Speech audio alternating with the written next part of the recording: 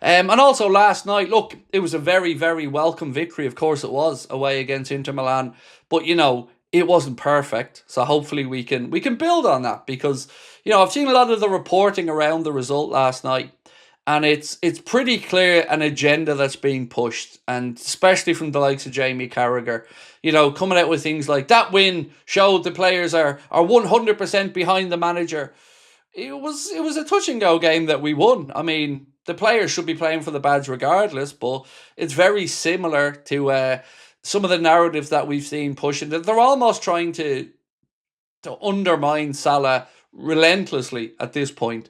Now, I'm not saying the players aren't playing for the manager, but they should be. They should be playing for the badge. And I just again, I feel like there are some underhanded tactics at play here, and Carragher is just coming across extremely petty and bitter about the whole situation. That's my take on it anyway. But look, ultimately, I'm delighted we won. It gives us a chance to get into that top 8 place in the Champions League and give ourselves 2 less games. We don't want that playoff round. But also, I'm interested to know what you guys think about the weekend and the formation. Are we going to see that 4-4-2 diamond again? Because it has its pros and cons, and we'll talk about that tonight as well. It's very hard for us fans to know the real outcome here because we have a severe lack of width in the team. But ironically, I think last night and that formation gave us a glimpse of what's possible, because we don't need to have wide players if we play in a slightly different system. They're welcome, but last night showed that there are pitfalls and there are advantages to every system. So last night what we seen was a team that was more solid through the middle, but was lacking in some attacking spaces in the wide areas at times, and you could see how advanced Gomez was. But with the personnel that we have now, so like let's look at it realistically for the Brighton game. Gakpo's injured. Chiesa, well, we know the manager's stance with Chiesa. He hasn't played him. So the only real winger we're going to have is Salah and young Rio. And this will be Salah's last game then before he heads off. And we still don't know if Salah's going to be back in the matchday squad. But last night, I think, especially after Wirtz and Bradley came on, it gave us a glimpse at what could be possible in the future. And I've been an advocate for looking towards the future for a month or so now. And I do think, there are still people that need to up their game, and Alexander Isak is one of them. But we need to be looking to that future. And Conor Bradley, unfortunately, suspended for the weekend, so we won't be able to play him. So I think we'll have Joe Gomez back in there. But look, that's where my head's at.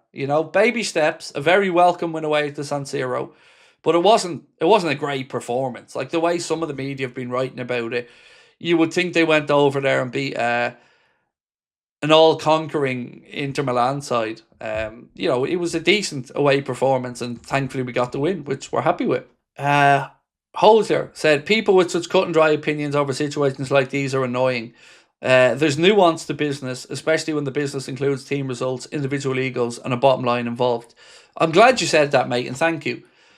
Because the amount of people who are like, you said this yesterday, how can you then say this today? And like you said, there is huge nuances in this. I think it's natural that our opinions vary, as more and more information comes to light. How are you, mate? Or Hussam said, Craig, do you think the dressing room's divided?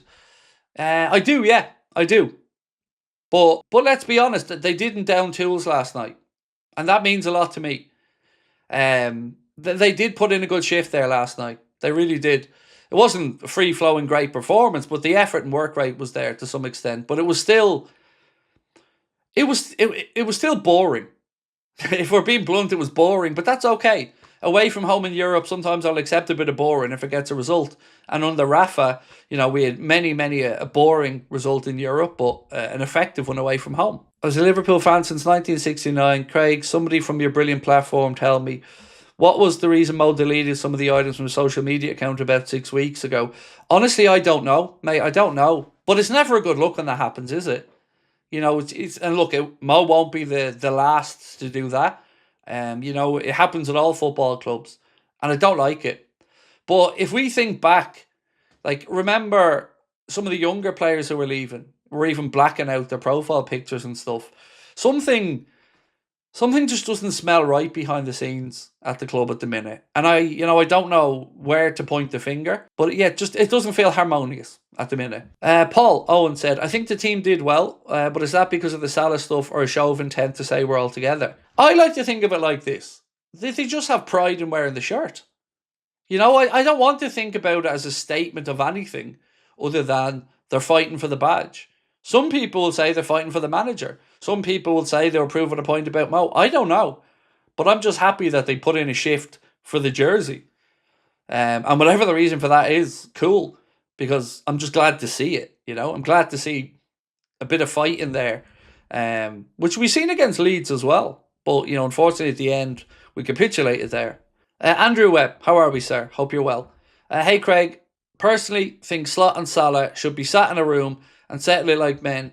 Do you think Slot doesn't like playing youth? Look at Rio's treatment. So let's break down bit by bit, and we'll start with the first one. They have to sit in a room together. You all know what happens in life. If you fall out with somebody, and you're interacting with them over messages or on social media or anything like that, it's always a bit more bitter. It's always a bit more aggressive.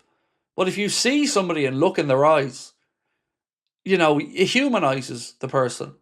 And that's what needs to happen here, Andrew. They need to sit down and look, maybe both say things the other doesn't like. Maybe both get wound up at times and it gets a bit heated. But it's the only way to solve it, if you really want to solve it.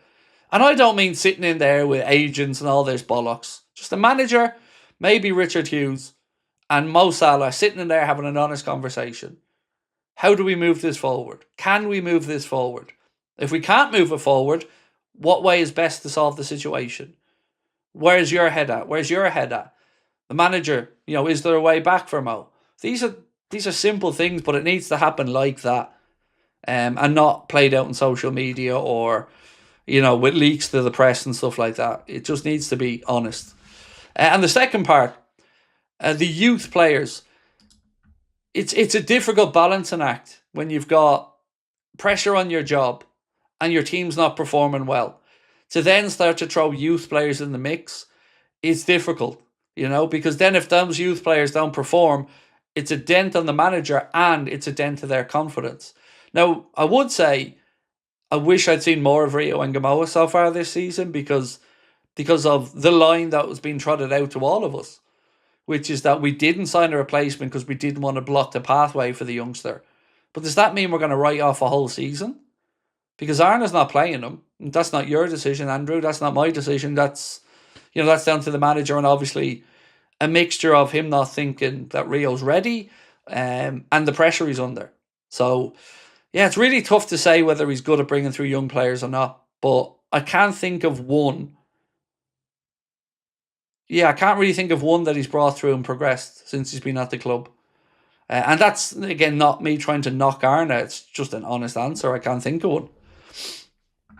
While we're talking about young players, though, I want to just, unfortunately, give a bit of bad news. Craig Houlden is set to spend another spell on the sidelines, and this young man just can't catch a break. So the 21-year-old's taken to social media to confirm he's torn his meniscus and will be out for some time. He just can't catch a break, Craig Houlden. Really, really unfortunate. And obviously wish him a speedy recovery.